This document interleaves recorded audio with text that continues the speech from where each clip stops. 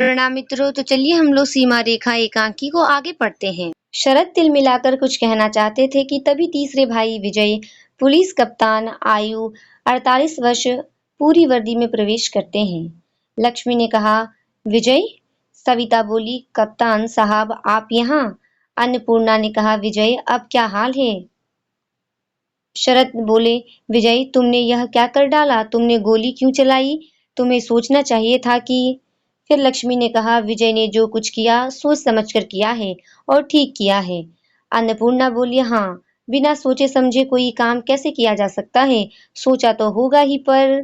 फिर शरद बोले, नहीं नहीं, यह बहुत बुरा हुआ। जानते नहीं, अब जनता का राज है और जनता के राज में, जनतंत्र में जनता की प्रतिष्ठा होती है। फिर विजय ने कहा, लेकिन गुंडों की नहीं। सविता ने कहा, वे गुंडे हैं? लक्ष्मी बोली, हाँ, वे गुंडे हैं। दंगा करने वाले गुंडे होते हैं, सौदे होते हैं। फिर शरद बोले, नहीं भैया, वे सब गुंडे नहीं होते। हाँ, गुंडों के बहकावे में जरूर आ जाते हैं। सविता ने कहा, यह भी खूब रही। जनता कुछ गुंडों के बहकावे में आ जाए और आप लोगों की, जो कल तक उनके सब कुछ थे, कोई बात न सुने। शरद तिलमिलाकर, सविता सविता। फिर सविता ने कहा, सुनिए भाई साहब, बात यह है कि आप अपना संतुलन खो बैठे हैं। आप निरंकुश होते जा रहे हैं। आप अपने को केवल शासक मानने लगे हैं। आप भूल गए हैं कि जनता राज में शासक कोई नहीं होता, सब सेवक होते हैं। फिर विजय ने कहा, सेवक होते हैं तो क्या सेवक मर जाने के लिए हैं? फिर सविता बोली, हाँ, मर जाने के लिए ही हैं। कोई मरकर देखो तो। लक्ष्मी ने कहा, सविता बहू, तुम बहुत ही आगे बढ़ रही हो।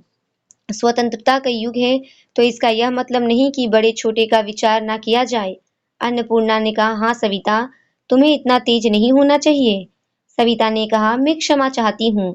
आप सब मुझसे बड़े हैं। आपका अपमान मैं कभी नहीं कर सकती, ऐसा सोच भी नहीं सकती, पर इस नाते रिश्ते से ऊपर भी तो हम कुछ हैं। हम स्वतंत्र भारत की प्रजा हैं। हम एक स्वतंत्र देश के नागरिक हैं। हम इंसान हैं। विजय ने कहा, इंसान है तो सभी हैं। स्वतंत्र देश के नागरिक है तो सभी हैं। कानून सब पर लागू होता है। लक्ष्मी ने कहा, बेशक सब पर लागू होता है, सब इंसान है। सविता बोली, बेशक सब समान है दादाजी, पर जिन पर व्यवस्था और न्याय की जिम्मेदारी है उनका दायित्व अधिक है। शरद बोले, जरूर है, इसलिए मुझे जाना है।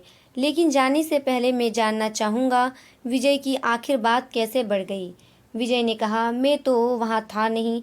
कल के झगड़े के बारे में आप जानते ही हैं। आज फिर विद्यार्थियों ने प्रदर्शन किया, डिपो पर हमला किया, वहां से वे बैंक के पास आए। शरद ने कहा, क्या उन्होंने बैंक पर हमला किया? विजय ने कहा, कर सकते थे, शायद वे यही चाहते थे। शरद बोले, कौन विद्यार्थी? विजय, यह तो नहीं कह सकता, भीड़ में केवल विद्यार्थी ही नहीं थे। पुलिस ने भीड़ को रोका तो इन्होंने पत्थर फेंके। अन्नपूर्णा ने कहा, पुलिस पर पत्थर फेंके? लक्ष्मी बोली, तब तो जरूर उनका इरादा बैंक लूटने का था। फिर शरद बोले, क्या पुलिस वालों को चोटें आई? विजय ने कहा, जी हाँ, 10-12 सिपाही घायल हो गए। एक इंस्पेक्टर का सिर फूट गया। सविता, बस? लक्ष्मी ने कहा, तुम चाहती थी कि वे सब मर जाते? चौथे भाई सुभाष चंद्र का प्रवेश, जन नेता, आयु 44 वर्ष। सुभाष ने कहा, हाँ, वे सब मर जाते तो ठीक होता। शरद बोले, सुभाष? अन्नपूर्णा ने कहा, सुभाष, यह तुम क्या कह रहे हो? लक्ष्मी ने कहा, तुम तो कम्युनिस्ट हो गए हो और अपनी बहू को भी तुमने ऐसा ही बना दिया। बाहर शोर उठता है। सुभाष, दादाजी, मैं ना कभी कम्युनिस्ट था, ना हूँ और ना कभी बनूंगा, पर मैं स्वतंत्र भारत में गोली चलाना जुर्म मानता हूँ। लक्ष्मी ने कहा, चाहे जनता कुछ भी करे, उसे सब अधिकार है। सुभाष ने कहा, बेशक है, उसी ने इन लोगों के हाथ में शासन की बागडोर सौंपी है। फिर शरद बोले, किस लिए सौंपी है, रक्षा के लिए या बर्बादी के लिए? बाहर शोर तेज होता है। सविता चौंकती है, धीरे से बोलती है और बाहर जाती है। शेष लोग तेज तेज बोलते रहते हैं। सविता, यह शोर कैसा है, देखूं तो। सुभाष शरद की बात का उत्तर देते हुए, रक्षा के लिए। शरद कहते हैं, लेकिन जब जनता स्वयं नाश करने पर तुल जाए तो क्या हमें उसे ऐसा करने देना चाहिए? सुभाष ने कहा, नहीं। विजय बोला, यही तो हमने किया है। लक्ष्मी ने कहा, और ठीक किया है। शरद बोले, और ऐसा करने का उन्हें अधिकार है। वे हैं ही इसलिए तुम भी इसे मानते हो तो फिर कहना क्या चाहते हो?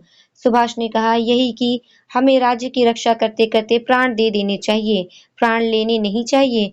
हमें देने का ही अधिकार है, लेने का नहीं। शरद ने कहा, सुभाष यह कोरा आदर्शवाद है।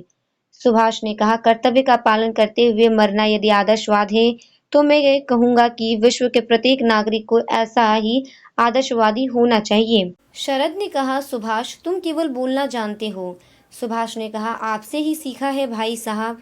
विजय ने कहा, लेकिन जिम्मेदारी संभालना नहीं सीखा। सुभाष बोले, वह भी सीखा है। मैं जनता से प्रतिज्ञा करके आया हूँ, आज शाम तक गोली चलाने वाले कप्तान पुलिस को मुअत्तिल करा के छोड़ूंगा।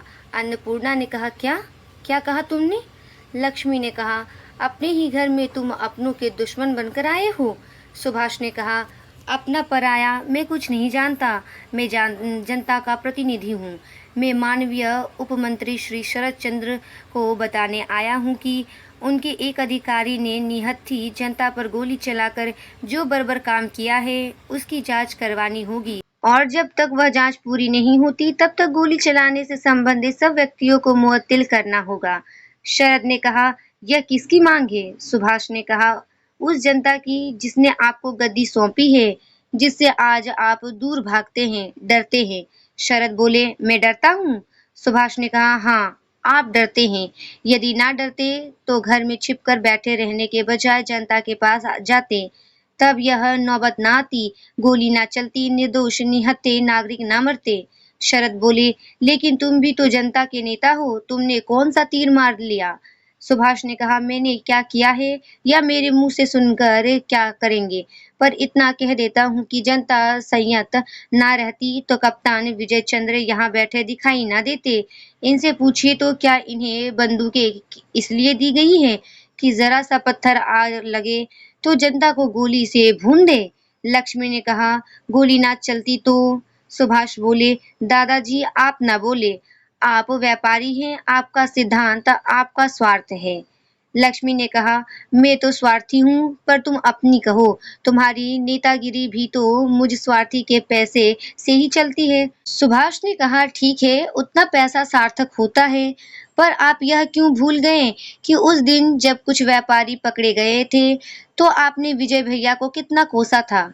लक्ष्मी ने कहा, और आज तुम कोस रहे हो क्योंकि तुम मंत्री नहीं हो, विरोधी दल के हो। सुभाष ने कहा, हाँ, मैं विरोधी दल का हूँ, लेकिन दादाजी मैं आपसे बातें नहीं कर रहा। लक्ष्मी ने क्रोध में कहा, तो मैं ही कब तुमसे बातें कर रहा हूँ? वाह! अन्नपूर्णा ने कहा, दादाजी पीछे पीछे जाती है, विजय भी जाते हैं। सुभाष ने कहा, मैं माननीय उपमंत्री महोदय से पूछता हूँ कि। शरद बोले, और मैं तुमसे पूछता हूँ कि क्या जनता के राज में भी सड़कों पर प्रदर्शन होने चाहिए, भीड़ को कानून हाथ में लेना चाहिए? सुभाष ने कहा, जब तक सरकार और उसके अधिकारी ठीक आचरण नहीं करेंगे तब तक जनता प्रदर्शन करती ही रहेगी, कानून हाथ में लेती रहेगी। भाई साहब, इस नौकरशाही ने, शासन की इस भूख ने आपको जनता से दूर कर दिया है। फिर शरद बोले, सुभाष तुम बार बार एक ही बात की रट लगाए जा रहे हो। सुभाष ने कहा, मैं ठीक कह रहा हूँ, जनता सरकार के ढांचे को उतना महत्व नहीं देती जितना अधिकारियों की ईमानदारी और हमदर्दी को। आप चलिए मेरे साथ। सहसा शोर बढ़ता है। इसके आगे के एकांकी को हम अगले वीडियो में पढ़ेंगे। तब तक के लिए धन्यवाद।